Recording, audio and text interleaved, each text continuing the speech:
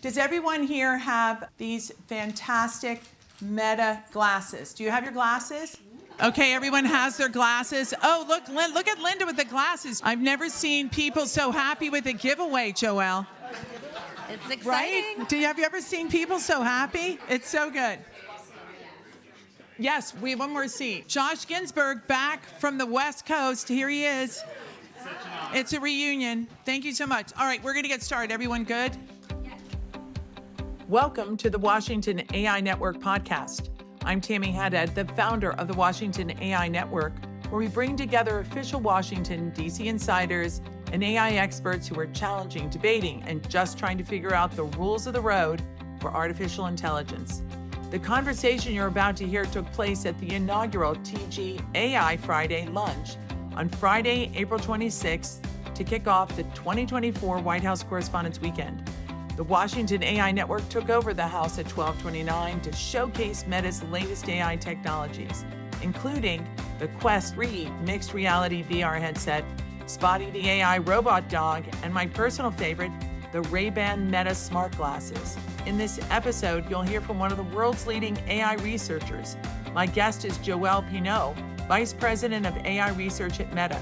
Join us as we discuss the future of artificial intelligence. But before we get started, I hope to see you at the AI Expo for National Competitiveness. It's May 7th and 8th at the Walter E. Washington Convention Center in Washington, D.C. No matter what you're doing in AI, technology, and government, you don't want to miss it. We'll also be recording podcasts for the Washington AI Network from the heart of the Expo, including Washington Post columnists David Ignatius and Ilham Tabasi, CTO of NIST. See you there, and thanks for listening. Welcome, everyone, to the Washington AI Network. I'm Tammy Haddad, your host, the founder of the Washington AI Network. We're here at the House at 12:29. Welcome, everyone. And it's so good you're cheering, because the last 6-7 months we've been bringing people together to talk about AI, but now, today, we have one of the great pioneers, Joelle Pineau, who's Vice President of Research at Meta. Let's hear it for Joelle. Thank you, thank you.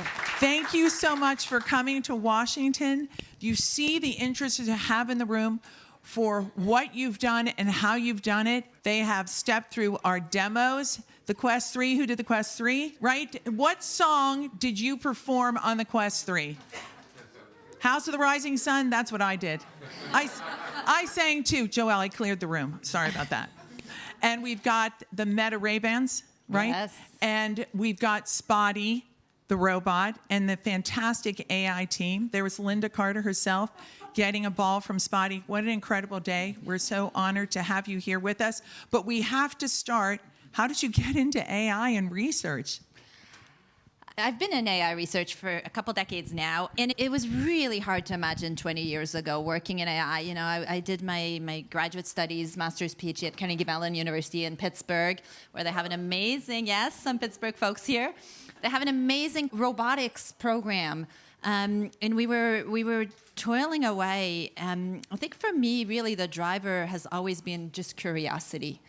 Just the ability to use technology to solve problems and to understand from the bottoms up, how do we build these systems, but then how do we take them out into the world, people's hands in solving real problems. So that's been my driver on this journey.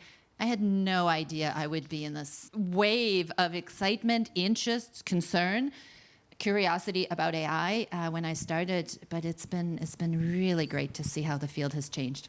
Well, everything did change when ChatGPT rolled out. Now, November 2022, right? Tell me about that day for you. I know it wasn't one of yours, but you're in AI, and I feel like it changed everything. How about for you?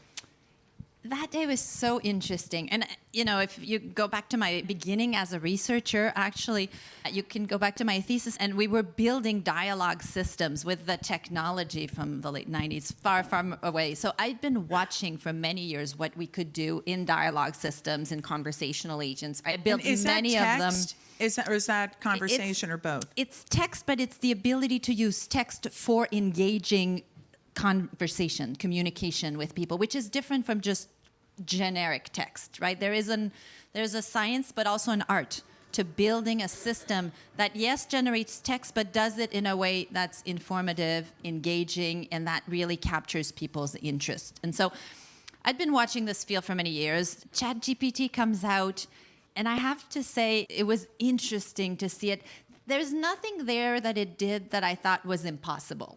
Everything it could do, I thought was within the realm of possible. I just didn't think we'd get there this fast. And then once we learned a little bit more about how they were building up, there were techniques in there that we had tried, including, in my own labs, that didn't work. And suddenly it worked. And there's the magic there, both in terms of the mathematical ideas, the algorithms, but there's also a magic of you put great people together, you put solid engineering together, you scale it up, build a really big model that suddenly it opens up new possibilities. So that's really what ChatGPT was. It wasn't like suddenly it did some magic I had never anticipated, but it just did it so well, faster than I thought we could. And you have teams and teams of researchers working on AI. Mm-hmm. And how do you figure out where to put resources? How do you decide with all of this potential technology? Yeah. I mean, the team that I support, the fundamental AI research team at Meta, has you should really explain that, right? Because that takes it back to generative AI. And so this is a team that has existed for 10 years, started by Jan LeCun, chief AI scientist, back in end of 2013, beginning in 2014. A lot of what we do is just hire amazing people, amazing researchers who have a track record of solving really hard problems and do it really well, and then give them a lot of freedom to pick what problems to work on. If I go and tell all of my researchers what to work on, it will not be nearly as good if I just give them the space and the tools to ask the questions. Over time, we are pretty strategic about covering essentially all the areas of AI. So we have some teams working on perception, building models of vision and videos, and some folks got to maybe see the segment anything work and so on. We have people who do robotics. Meta isn't in the business of building robots, and yet when you build robots, you build AI systems that understand the physical world, and some of the models we built in our robotics team are now the models that are powering the Meta AI glasses, because you need to understand the physical world. When you go around outside, you're not on your phone, you're not on your laptop, you're out in the world. It's a different type of information. So we build up teams that cover all the areas of AI. We often have the responsibility to solve for the problems that Meta as a company doesn't know that it needs yet. So we look 5 year, 10 year into the future. And then we give them access to a lot of compute power to build very, very large models and let them run with it. So were you the first woman in AI? I mean, I see you back at Carnegie Mellon University. By the way, I went to Pitt. I couldn't get into Carnegie Mellon. Now I couldn't get into Pitt either. But anyway, so were you the only woman in the room? I would say I was one of a few. My cohort of graduates in robotics, there was about 20 of us, and actually 6 women, many of which are doing amazing things. 2 of them are at NASA driving rovers on Mars. Just so inspiring. So I would say one of the reasons that for me this was an amazing journey is because I always found that I had at least a little bit of a community. And I also found that beyond the women that formed that community, I also was always in places that had incredible commitment to building diverse teams and having diverse set of people be successful, whether it's at Carnegie Mellon, whether it's some of my academic journey or coming to Meta. And that was huge in helping me. Okay, I'm going to ask the question everyone else is too embarrassed to ask. What is AI? Yes. AI is essentially the ability for a machine to have cognitive powers, to display cognitive abilities that are common in human intelligence, but build that with a machine. When we started, the term AI dates back to actually like 1956. Really, it's been around for a while. And for many years, we built AI by solving different pieces of the problem. So understand image, understand language, reason, form memories, plan. These were all separate subfields. Out of all of these, there's one capability that actually is key to unlock all the others, and that is learning, what we call machine learning, the ability for machines to learn from data. So when we say AI today, we mostly mean machine learning. We mean the ability to ingest large amounts of data, use that data to understand information and then make predictions. And these predictions can be pretty narrow information, predicting, what's the object in an image, or more and more, the prediction can be very complex. And so this year we've heard a lot about generative AI, the ability for machines to generate new images, generate language, generate music. That's still just predicting information, is just predicting incredibly rich information. And so that's been also the big pivot of the last year and a half, the ability to move from predicting narrow things to predicting incredibly rich things. Well, I was going to say, we should go right to Llama, right? Yes. ChatGPT comes out, and then Meta comes out with Llama, and the whole world changes. Yeah, Llama is our large language model, which we first released in February 2023 for a research audience as a research model. Since then, we've released Llama 2 last summer and Llama 3 just last week, our largest model, in which people can now have access to through Meta AI Assistant on most of our platform, Facebook, Instagram, Messenger, WhatsApp, and so on. The Llama is a really different value proposition than GPT in the sense that we've really angled on having a highest quality model, but making it open. So that means that we share the weights of the models. Other teams, research teams in universities, startups, large companies can actually take the model. They can build on it. They can shape it to their needs. And that really has opened up tremendous energy across the ecosystem. I have a tree of the Llama derivatives. Think about it a little bit of a family tree, starting with Llama and all the different derivative models that have been built by bringing in different data, by bringing in new ideas. And it's really amazing to see. Llama 2 from the summer, we had essentially 19,000 derivative models built on top of that from teams around the world, from a model that we shared freely and openly with the community. So I think that's pretty exciting. I was going to ask Vineet Khosla is here. He's the CTO of the Washington Post. So by open source for those of us who don't code. So he could take Llama. It's all completely available through open source, and he could build something. We are actually using Llama 3 now, and we are building our newsroom Copilot using Llama 3 technology. So we should talk about it. Oh, that's Excellent. great. And Wow. people forget how much you think of the companies and the startups, but we've also had tremendous feedback from people in government who don't necessarily have the access to the large compute infrastructure to train this. There's incredible ability to build additional value when you have the weights and you can really change them and customize them to the needs that you have. I guess the hardest part for me is how you have all these people are aware of AI and they know it's going to change their lives. And one of the great things about today with the demos that we're doing, I think people actually are seeing how it works. But you're a teacher. So how do you talk to people about it and explain that, even for your researchers, how do you explain to them, here's all the possibilities, you come up with your own idea, and you use this to change the world? I guess what I'm asking in a really long, ridiculous way is it harder because of Llama and everyone is aware of it, or is it easier? And how much time do you have to teach people what you're talking about? I genuinely enjoy teaching people. I'm genuinely excited about this technology, so it's always a gift to have people who want to talk about AI with me. I don't resent it in any way. I think people forget sometimes how early in the journey we are. People feel like AI has just bulldozed its way in our lives. We are just at the beginning of this journey. The models we are building today are nothing compared to the models we're going to have in 5 years. And so really, I think people have to embrace this phase of exploration. There's a lot of exploration going on in research, but we also need a lot of exploration in terms of what are the products we're going to build with that? How are we going to figure out the experiences that people genuinely want to have with AI systems in their life? How do you do that?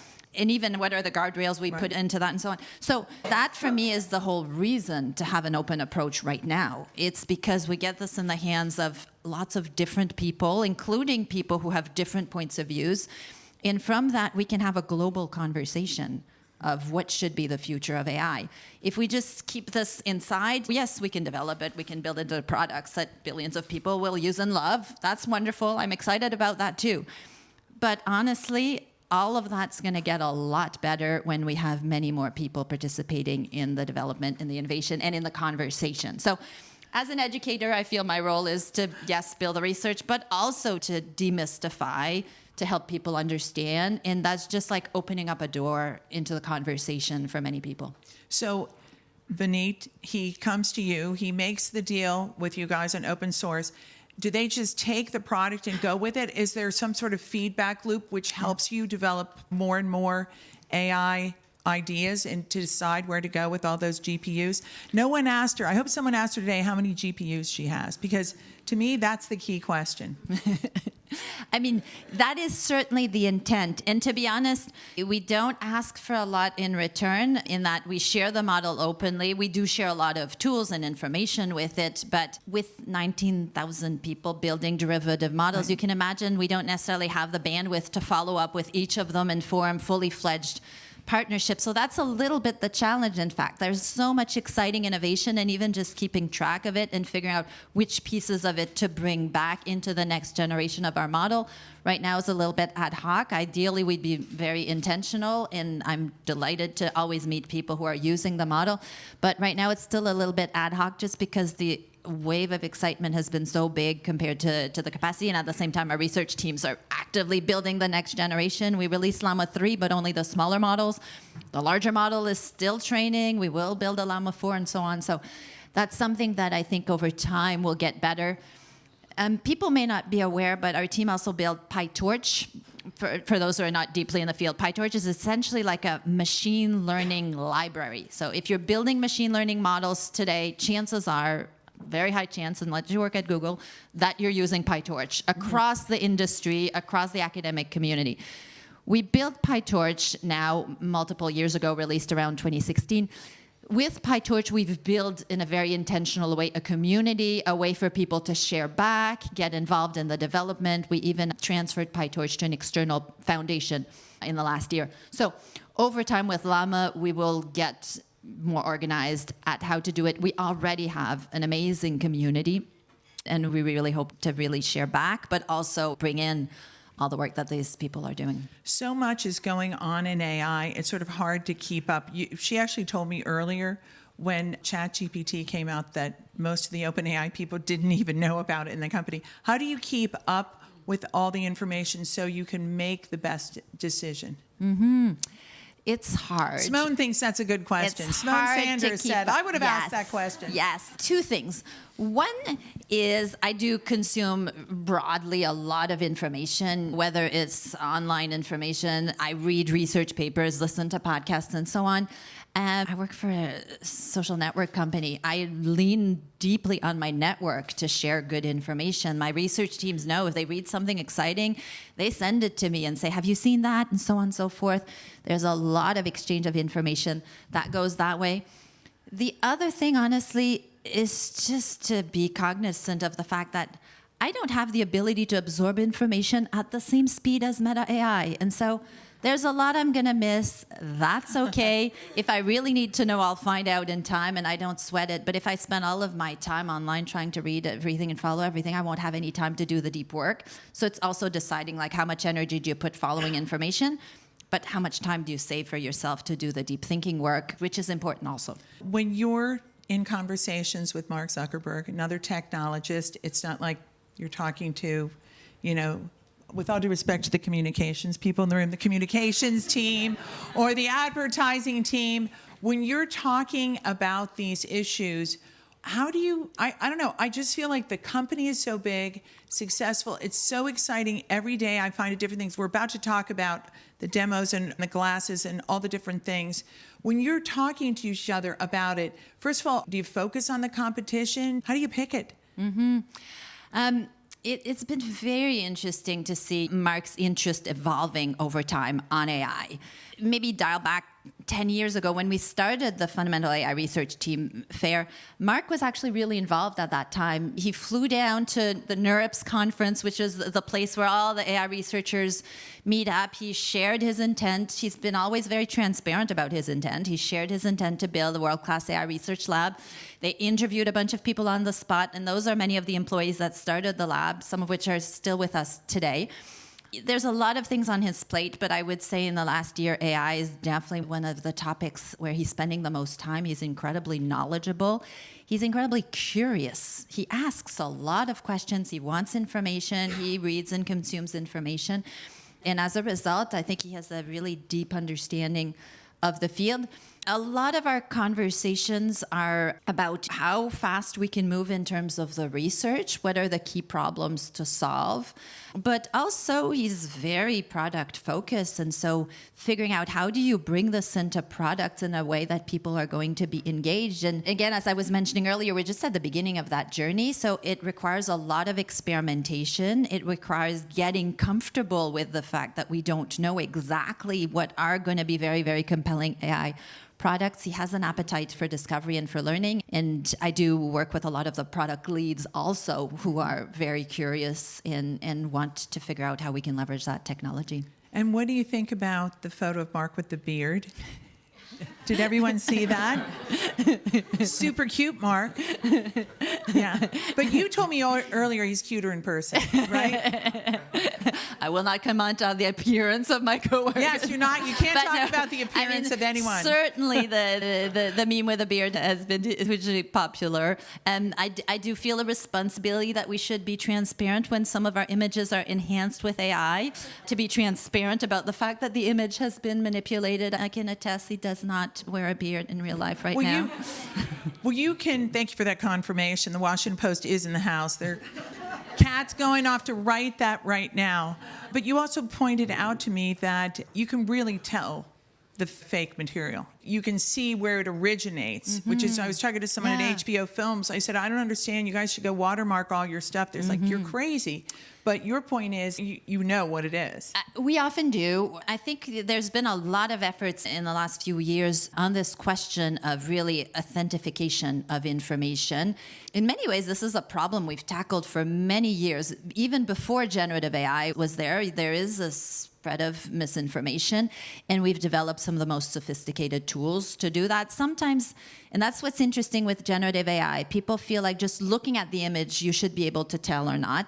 And we do have AI algorithms. You know, AI is the antidote as well. AI algorithms that can determine, but often they don't use just the image to determine that. They also use the distribution network. And so there's a lot of information behind the scenes that may not be visible to the naked eye that is actually really, really helpful to do that. And so I would say we do invest quite a bit in trying to do that. But we don't invest just in the technology. A lot of it is, as a society, what are our expectations in terms of how to build up that information? We work with groups like the Partnership on AI, which is a multi-stakeholder group, nonprofit, that is an incredible group for building up consensus around best practices and standard. They've developed some best practices in terms of how to indicate whether media has been manipulated with AI or not, which some of the news outlets as well as digital media company have adopted.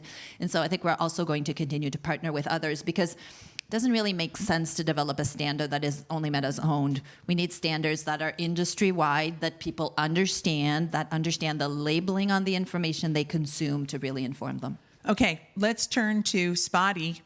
Spotty the robot's upstairs. CNN's own Pamela Brown was right there and accepted the dog. And the SPA director, Isabel Guzman, she did it too. Everyone's a little afraid. It's so human. You're a robotics person. Can you also explain how the heck that could possibly work? We work in partnerships with many other groups. We don't build the physical robot. Boston Dynamics builds these amazing machines. But what we do is pour into it all of the layer of AI. So the ability to understand information. Similar to the glasses, right? Spotty goes around, it has a bunch of sensors, not just camera, it has all sorts of other sensors that essentially map out the environment, the room. It has the ability to understand commands, and it also has the ability, it's hard to know unless you've worked in robotics, but the ability to have that very fluid motion is Right, and actually quite challenging. It's incredible. Yeah, It's really yeah, incredible. yeah. There's been a huge progress in terms of the control, and in particular what we call locomotion, the ability to move with legs, not just with wheels. You're also seeing a ton of humanoid robot startups come out this year, and the reason that those are suddenly becoming viable is because of the improvement in the technology. So the Quest 3 was in the other room, and I went in and I performed the House of the Rising Sun, and the AI is remarkable. You feel like you're right there. Yeah. How do you make that? There's a ton of different components that go into that. And especially with Quest 3, I have to say, we're just scratching the surface in terms of AI. A lot of what makes this such a good experience is the work that's done by our colleagues in Reality Labs. They've invested a lot in understanding what are the ways in which we create this immersive environment that people actually feel like they're in another space, and yet don't feel like it's a completely jarring experience. I think the pass-through on the Quest 3 is particularly It's amazing. well done, which is the ability to have a tunnel from virtual reality to the real world. A lot of that is just basic technology. It's just going to keep on improving. There's a lot more work that's happening in our labs that we're not seeing yet on the product side. Wow, you're really teasing it out there, Joelle, because I think it's fantastic just as it is. And my big obsession, Yes. okay, the Ray-Ban Yes. Meta glasses are freakishly amazing. You put them on, you can take photos. The audio quality Yes. is beyond belief, Yes. right? And it could translate my notes, probably be better if I spoke it in French or something like that. You But, don't need to. I'll hear it in French yes, if you speak you'll it in hear English. This is just remarkable.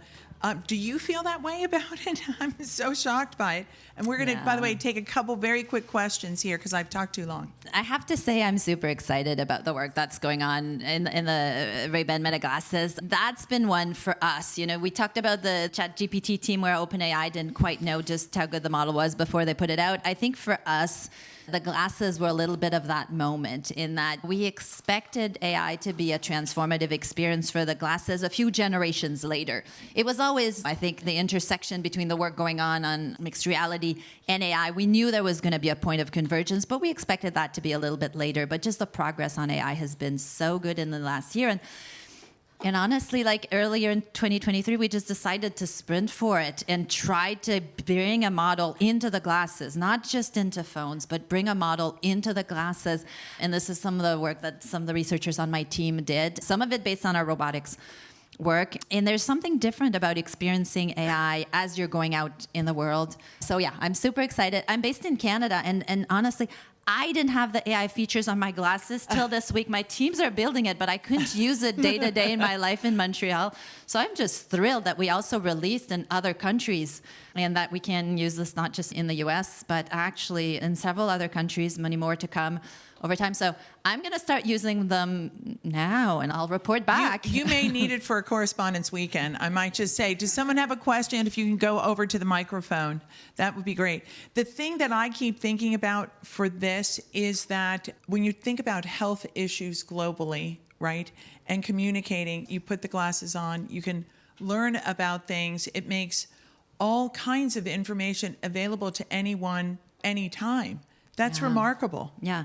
We've invested for many years in building language technology, in particular translation and multiple languages. At Meta, we operate across the globe. And so over time, I would say some of our machine translation work is the best in the business. And it means investing quite a bit in understanding the particularities, building the right data sets, and so on. We initially didn't do it for the glasses. We did it to understand content on the platform, to make sure that we could pull down content that doesn't belong on our platform, do it in several languages.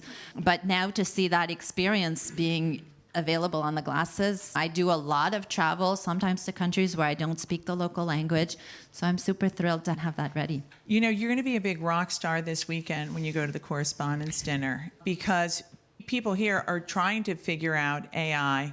I mean, I hope no one in the room is going to walk up to her with their Ray-Bans and ask, how do I connect this? 'Cause I she's just like- got them this week. She's an AI pioneer. She's not the technician. Okay, we've got But I Kathy can O'Hearn. explain how they work under the hood. Yes, exactly. Great. I've connected. We in row 2 are on. All right, row 2. We've already Awesome. downloaded the app. Anyway, but are these available on the market? Absolutely. You can buy them for friends and family at a ridiculously low price. And this week, coming out with new shapes that suit women's faces. I could go on. I'm genuinely excited about them.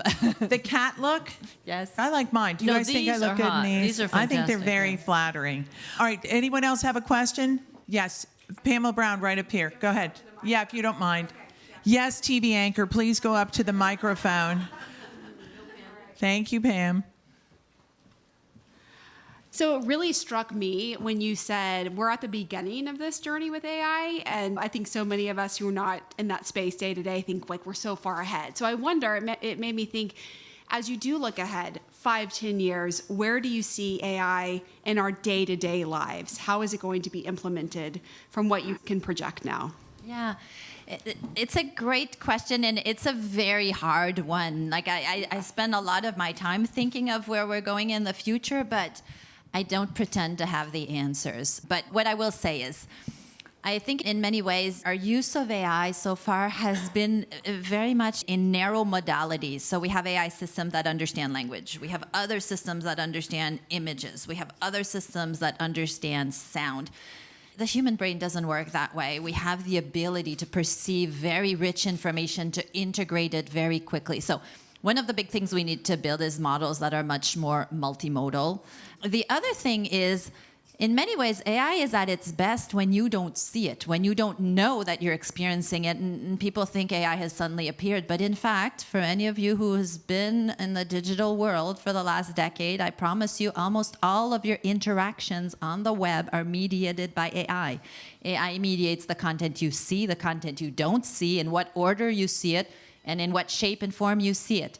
So in that case, you may not be aware of it, but it's a huge factor in your experience. And for the most part, a very positive factor, because otherwise the wealth of information is just completely undigestible. And so going forward, right, the ability to have AI systems that are embedded in your device, whether it's your glasses, your watch, your kitchen, your car, and to understand information and to be able to enhance your experience is going to be the big game changer, but you're not always going to see it. One of the big things we're working on is to move from what we call generative AI, so AI that generates images, sound, text, to agentic AI. And so this is AI that doesn't just predict information. This is AI that takes actions. And these actions are taken in a way to enhance your ability, whether to mediate your digital life, whether it's booking trips for you, scheduling for you, figuring out what are the right things that you want to, getting Ray-Ban Meta glasses ordered and sent to your family and friends. This notion of helping you in terms of taking actions, that's a really complex space and a really open-ended one.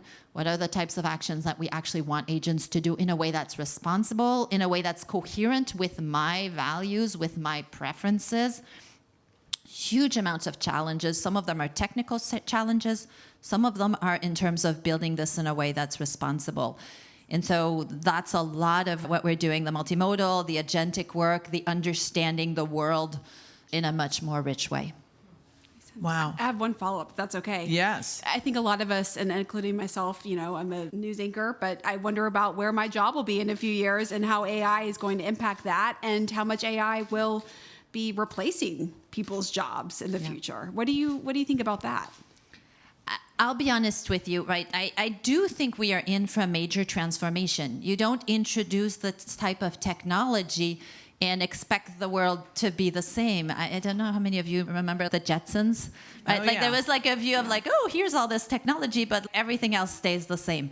That is not how deep transformation happens, right? I think the work of many people will be transformed by AI, including my own, including that of my research teams, which already when they're programming the AI models now are using a coding assistant to help them program faster, better, pick out bugs, run unit tests. And so each of us, I think the task that we do will change.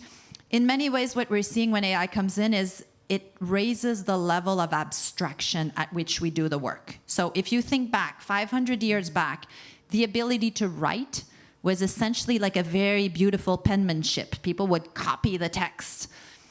Over the last 100 years, the ability to write was dictated by good language, good grammar, and so on. Now we have tools that help us fix the grammar and so on, especially if you write in French. There's a lot of rules there to remember. Alexander. And so you can let go of a lot of these grammatical rules, which means that then you can operate at the level of ideas and concepts. So I think of people in press and media. Yes, you use these tools, you will write your text much faster, and you will be able to pull on information much faster. But the point of view of what is worth talking about, what is not worth talking about, the editorial view, asking the questions, what we today called prompt engineering, asking the right question in the right way, will still be something that's incredibly important and incredibly valuable. So my advice is lean into the technology, because if you don't, it is coming anyways, and the people who lean into will certainly have an advantage.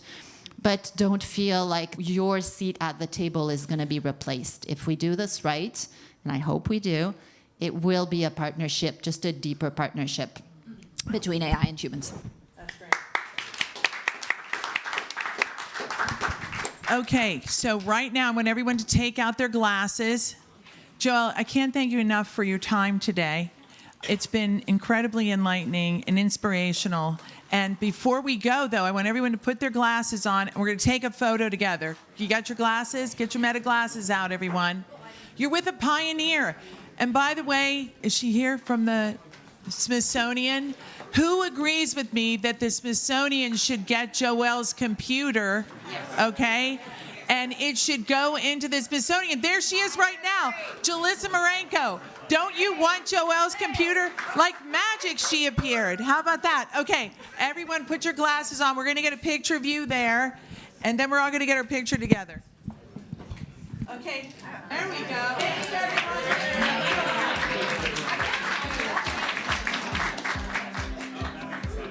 Thank you for listening to the Washington AI Network podcast. Be sure to subscribe and join the conversation. The Washington AI Network is a bipartisan forum bringing together the top leaders and industry experts to discuss the biggest opportunities and the greatest challenges around AI. The Washington AI Network podcast is produced and recorded by Haddad Media. Thanks for listening.